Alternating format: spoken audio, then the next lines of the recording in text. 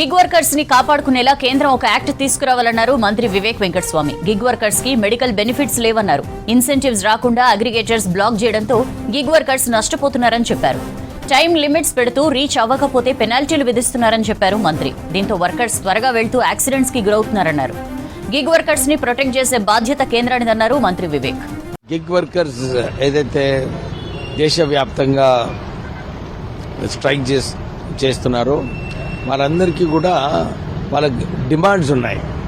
ఈ డిమాండ్స్ ఏమో రాహుల్ గాంధీ గారు అప్పుడు భారత్ జోడో యాత్రలో గుర్తించి మన తెలంగాణ రాష్ట్ర ప్రభుత్వము దీంట్లో చర్యలు తీసుకొని అగ్రిగేటర్స్కి ఇంకా గిగ్ వర్కర్స్కి ఒక సమావేశాలు పెట్టి వారి గిగ్ వర్కర్స్ వారి డిమాండ్స్ ఏమన్నాయో మేము చర్చించి ఒక సమాధానంకి రావడం జరిగింది.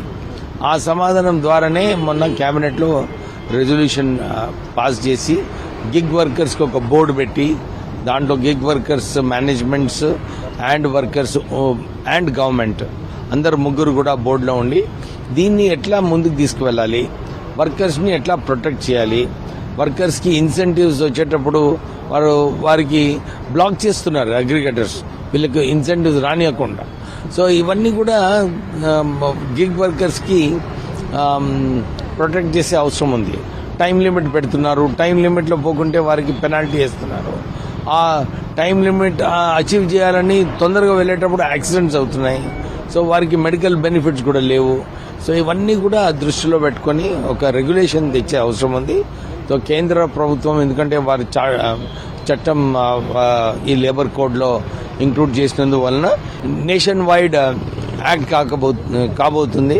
సో దీన్ని సరిగా అన్ని కోణాల్లో చూసుకొని గిగ్ వర్కర్స్ని ప్రొటెక్ట్ చేసేలాగా చేసే బాధ్యత వాళ్ళపైన ఉంది. ఎందుకంటే ఏ చట్టం కూడా రాష్ట్రం తీసుకొచ్చినప్పుడు ఇది సెంట్రల్ రాష్ట్ర చట్టంతో